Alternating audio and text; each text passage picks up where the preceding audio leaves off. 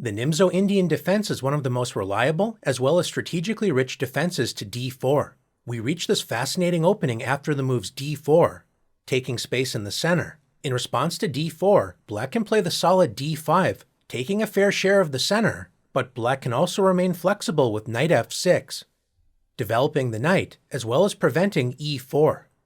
In response to knight f6, white typically takes more space in the center with c4. Controlling as much of the center as possible, black signals the possibility of a Nimzo Indian defense by playing e6, supporting the center as well as preparing to develop the dark-squared bishop.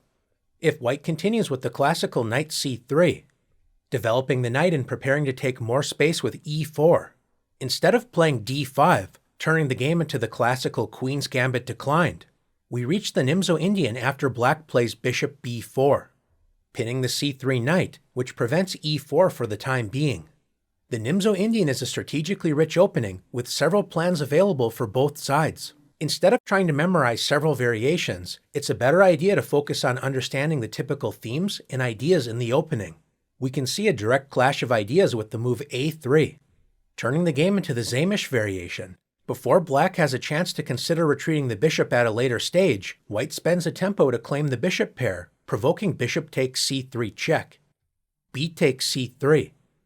White now has the bishop pair, a long-term advantage, but must accept a worse pawn structure, especially the doubled c-pawns, an isolated pawn on a3, which denies the dark-squared bishop the possibility of playing bishop a3 for the time being. In these type of structures, white will often dream to play e4, grabbing more central space and trying to open up lines for the bishop pair. Black, on the other hand, needs to decide how to target white's center. Adding pressure against d4 is a common theme, so it's no surprise that black will often play c5, striking against d4 and trying to provoke another concession in white's pawn structure.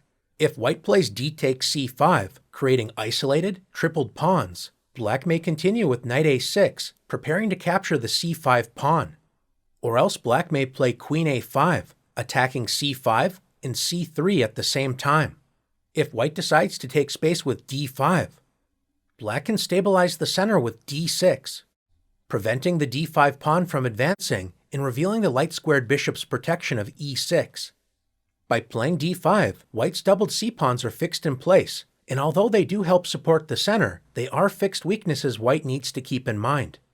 In response to c5, a common idea for white is to support the center with e3. This solid move supports the d4 pawn. The dark-squared bishop is now out of play for the time being, but white hopes to later expand in the center with e4 to liberate this piece once the center proves stable enough to do so. Black continues with the strategy to add pressure against d4 with knight c6, when white can activate the light-squared bishop with bishop d3, centralizing the bishop as well as supporting a future e4. Black can remain flexible and castle the king. White may decide to develop somewhat automatically with knight f3, but an interesting twist is knight e2. From the e2 square, the knight supports the center and allows the f-pawn to advance and take more space. A sensible continuation for black is d6, protecting the c5 pawn and allowing black to play e5 in the future if it proves desirable. Moving the pawn to e3 is often played with the short-term goal of supporting the d4 pawn as well as allowing kingside development, but the e-pawn has a lust for expansion, which we see with e4, taking space in the center as well as opening up the dark-squared bishop. Black could try to block the center with e5, but an instructive idea for black is to play the strange-looking but positionally motivated knight e8, avoiding an annoying pin with bishop g5, as well as preparing to meet f4 with f5, after white castles the king, moving the king to safety and positioning the rook to support f4, f5 ideas. This is a good moment for black to focus on queenside play with b6. This move helps support the c5 pawn, which blockades white's doubled c-pawns. And attacking c4 is a common strategy for black in several lines in the Nimzo. Black prepares to play bishop a6, followed by knight a5, intensifying pressure against the c4 pawn. After b6, white is not interested to simply sit around and wait for this to happen, so white expands on the king side with f4. Black should not ignore white's idea and automatically play bishop a6, as f5 begins a dangerous kingside attack. Black can slow down white's kingside ambitions with f5, The f4 pawn is now stopped in its tracks, and the f5 pawn now restricts the light-squared bishop. Since the f4 pawn cannot advance, this means that white's dark-squared bishop remains less active. Black will be able to create good counterplay against white's broad center, but white is certainly not without resources as well. One idea to consider is d5, taking space in the center, and adding pressure against black's light squares. Another option to consider is knight g3, adding pressure against f5, as well as increasing the mobility of the queen on d1. In this tension-filled position, both sides have plenty of resources to explore. Instead of immediately playing a3, allowing black to compromise white's pawn structure, a popular choice is to turn the game into the classical variation with queen c2. By supporting the knight on c3, white is ready to play a3 and gain the bishop pair without damaging the pawn structure. This move also supports a future e4, grabbing more space in the center. Queen c2 is an excellent choice, but it still has some drawbacks to keep in mind. Notice the d4 pawn is no longer protected, and this move also delays developing the kingside. With these points in mind, this allows black to add pressure against the unprotected d4 pawn with c5 or knight c6. Black may also decide to simply grab space in the center with d5. And another solid choice to consider is simply castling the king. Just like in many other lines in the Nimzo, black remains flexible, waiting to see how white will continue before committing to a particular pawn structure. White's most common idea is to play a3, but if white tries to strike in the center immediately with e4, as long as black plays actively, white will not be able to roll over black's position. An instructive response for black is to strike back in the center with d5, preparing counterplay after e5. White takes space and attacks the knight, but it does allow black to jump in the center with knight e4, adding pressure against the pinned knight. When after bishop d3, black is able to counterstrike in the center with c5, emphasizing that white's center is far from stable, especially as white's king remains stuck in the center for the time being. Black enjoys good counterplay against white's ambitious choice. Rather than making the double-edged decision to take space in the center immediately with e4, white's main point is to collect the bishop pair with a3. Bishop takes c3 check, queen takes c3. White enjoys the bishop pair, but black has a lead in development and may later gain time against the exposed queen on c3. One popular option for black is to grab space in the center with d5. And another solid choice is b6, preparing the typical queenside fianchetto. White's dark-squared bishop can enter the action by pinning black's knight with bishop g5, when black takes control of the long light-squared diagonal with bishop b7. One of white's most active ideas is to fight for control of the center, as well as important light squares with f3, blunting black's light-squared bishop, as well as supporting the e4 square. Black can put the question to the bishop with h6.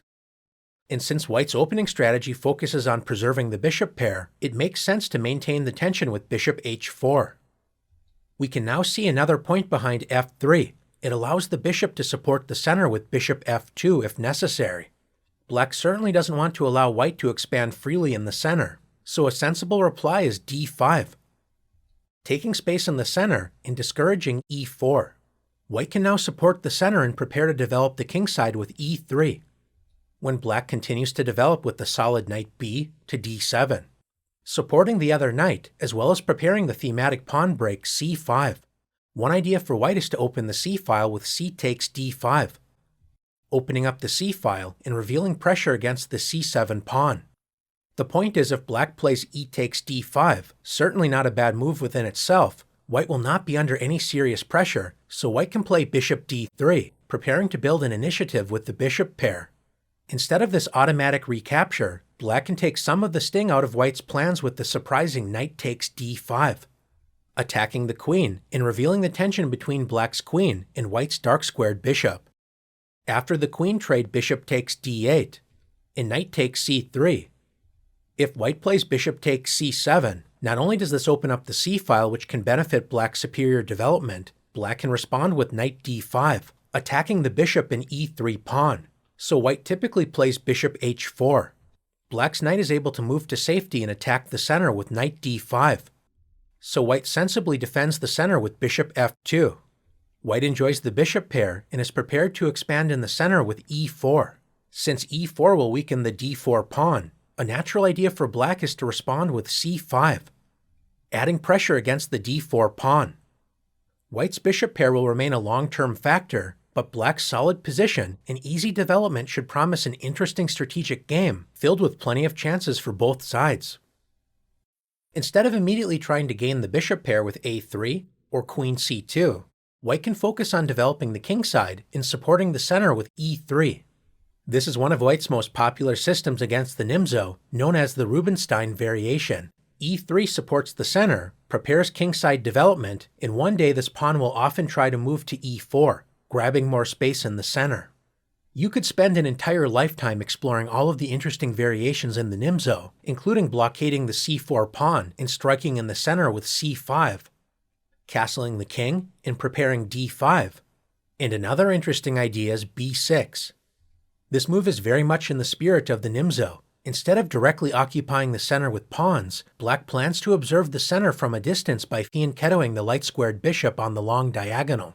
Against b6, white's most straightforward response is bishop d3, starting to develop the king side and preparing a future e4 idea.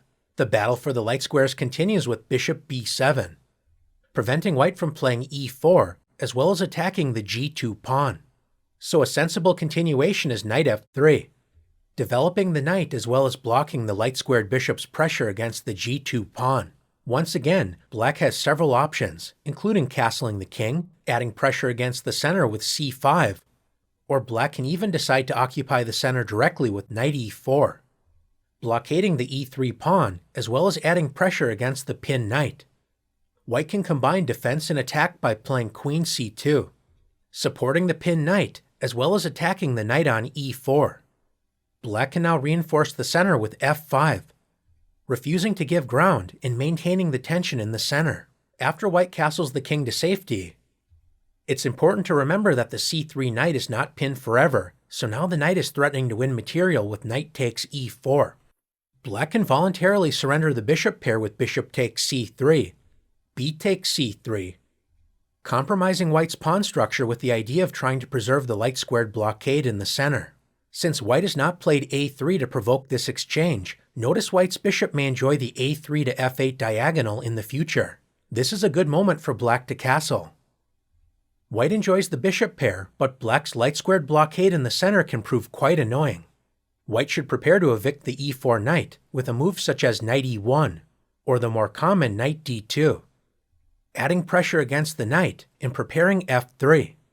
Since white's knight has vacated the f3 square, this allows black to play the active response queen h4, supporting the knight and building tension against white's kingside.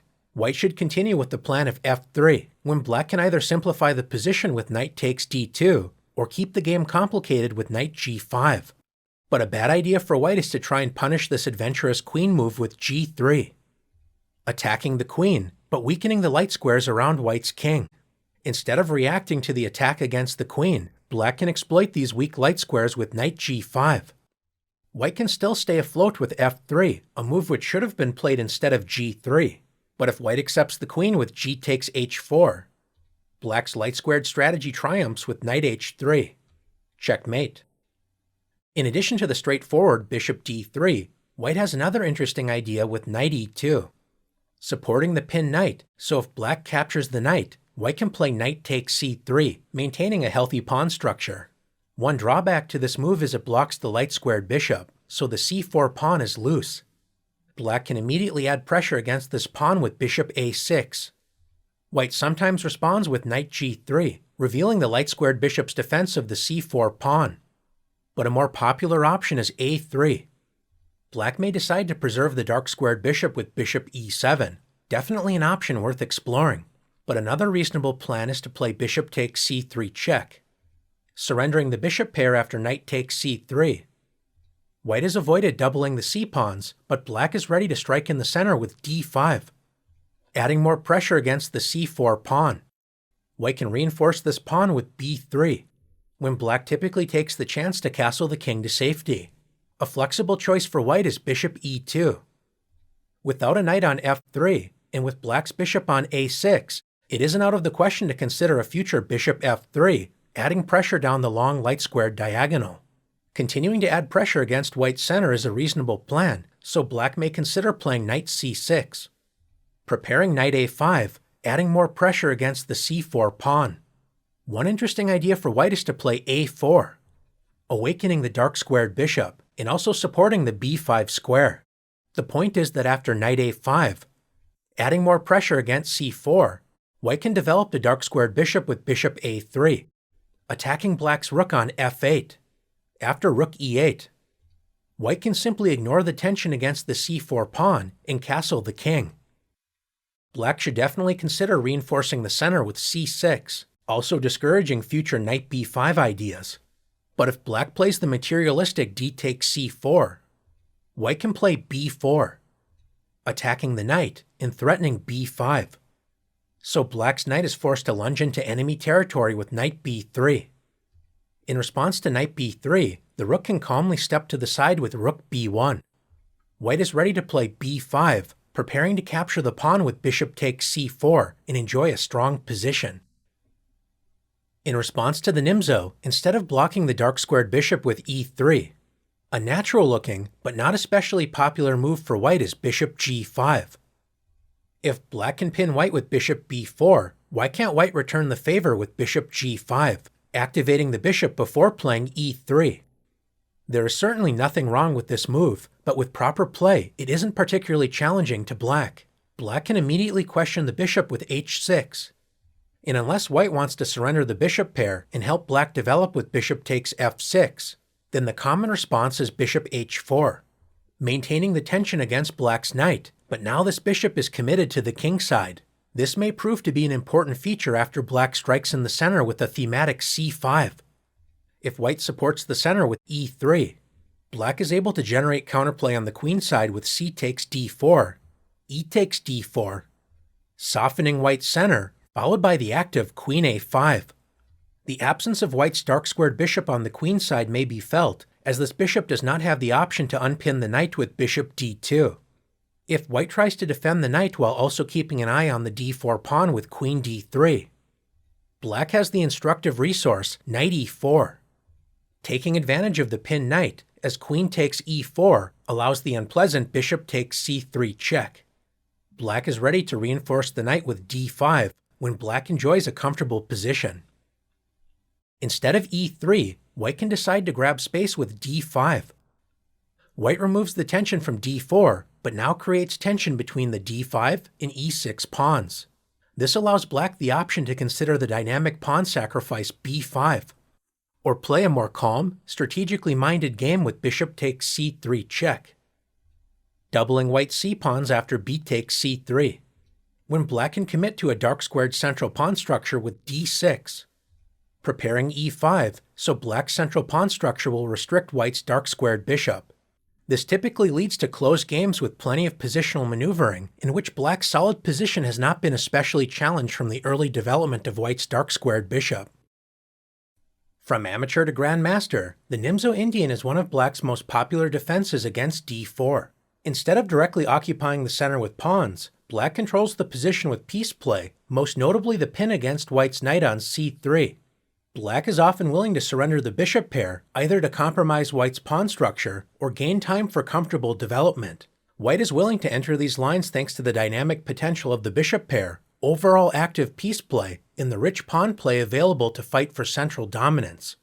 If you enjoy positionally complex play, where ideas are generally more important than concrete variations, then you may very well find a home on either side of this fascinating opening.